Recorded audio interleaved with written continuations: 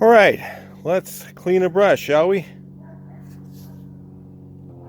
You know, you guys, there's a lot of different ways to clean a brush. A lot of people, they clean them in the customer sink.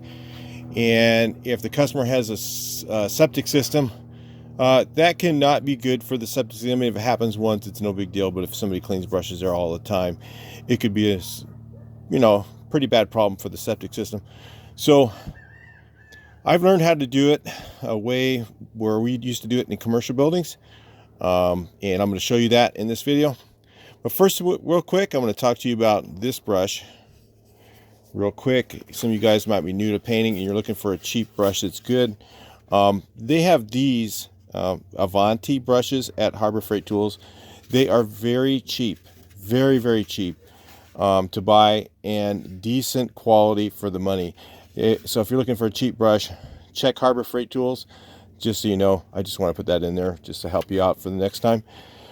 So let's say your brush looks like this. Maybe it's got paint all the way up to the heel. Shouldn't. You should only have paint about to here on your brush. If you're dipping it all the way in to here, you need to watch some more brushing videos, and I'll show you more about that later on. But so what I'm going to do is I'm going to show you how to clean this using the least amount of water and to do a good job and get it clean so that you can use it again. So this method is called the 3 rinse method. Okay, so the first time you're going to fill up your bucket. So what you do normally is you fill up your bucket with a little bit of water, a few inches of water in a bucket. This bucket has dried paint in it, but the paint is just dry that's in there. It's no big deal. So you fill up your bucket with a few inches of water, and then what you're going to do is you're going to dip and rinse this brush. So there's actually, we're going to go ahead and rinse it out first, then we're going to wire brush it, and then we're going to do 2 more rinses after that. So this is how you start. You dip it in and squeeze it. Watch my hand, how I'm doing this. Squeeze it, dip it, squeeze it, dip it, squeeze it, dip it, squeeze it. I shouldn't have to wire this brush out because I only use it for a little touch up. So dip it, squeeze it. You just keep doing that. And this is actually faster than running it under the hose too. A lot of guys use the hose and they'll sit there and run water for 20 minutes out in somebody's front yard. You don't need to do that. That works, but this is actually a little neater. You don't use as much water doing this.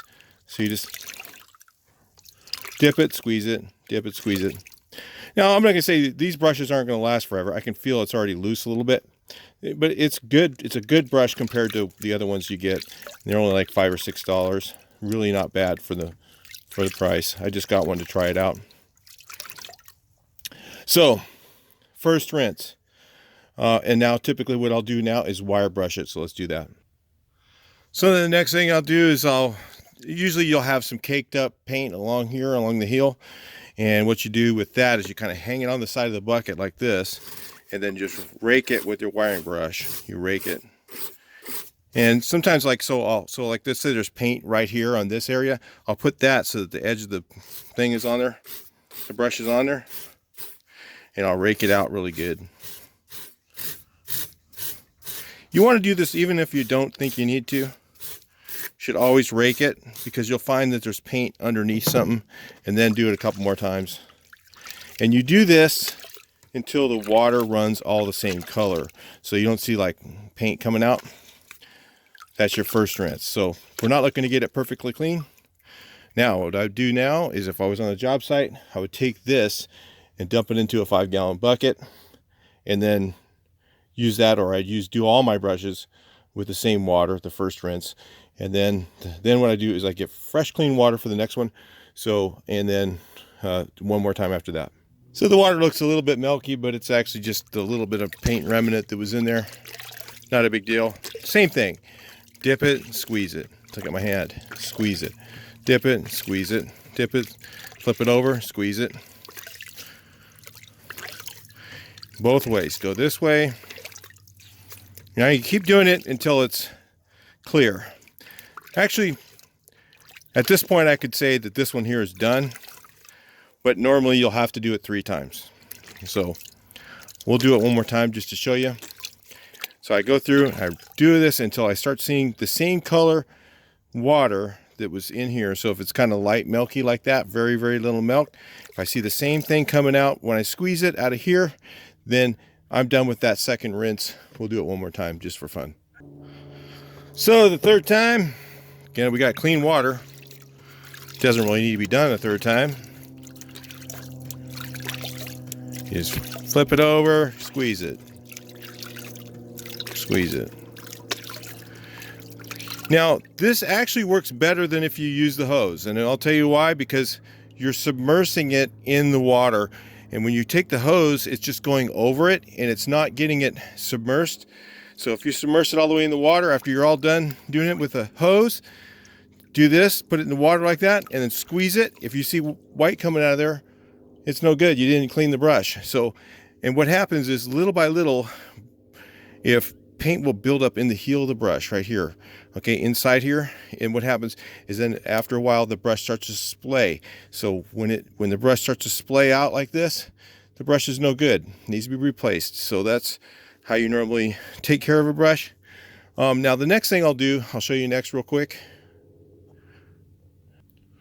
Some guys will use a spinner. What I do is I beat it on something.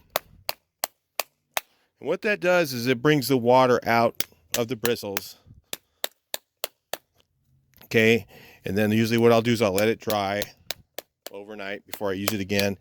I was watching another guy's video and he shows you to get the brush wet before you start. Absolutely, please don't do that. It makes me so mad when guys do that. If they get the brush wet like that, what happens is it'll be dripping out of the heel all the whole time we're using it. I mean, that's just moronic. Don't even get that one. So beat it up. It's a little hard on the brush. On a cheap one like this one, it will be. And then what I always do when I'm done is I put it back in the keeper. All your brushes, you should keep them in the keeper, because what it does, and these ones here have a pretty nice, like a cardboard with a plastic coating on it. So that's kind of nice to keep your brush like that. Put it back in the keeper. Okay. And then what happens is it helps keep it formed. It'll keep it formed. It won't splay out as easy. It'll keep it nice and formed, so the next time you go to use it, it will be there to last. Again, you guys want a cheap brush? I don't work for Harbor Freight. I don't get anything from them. But these things are a deal for your homeowner guy, or if you have a really bad new painter and he doesn't know how to take care of his brush and he beats everything up, you give him an expensive Purdy brush or something like that, and he wipes it out. Give him one of these, and then it'll save you some money. And it's a decent brush. It'll work okay. It's just not going to last really long. I can tell by moving it, like it's already a little bit loose, so it's not going to last that long, but it'll be okay for 5 or 10 jobs. Probably be fine. And for you homeowners, probably work out really good. I'll talk to you guys in the next video. Hope you like this one. I've been remaking some of my videos, trying to make them. I'm getting better at making videos, so I'm remaking them to make it a little more user friendly and a little easier to follow. And I'll talk to you guys in the next one. Please like, share, and subscribe.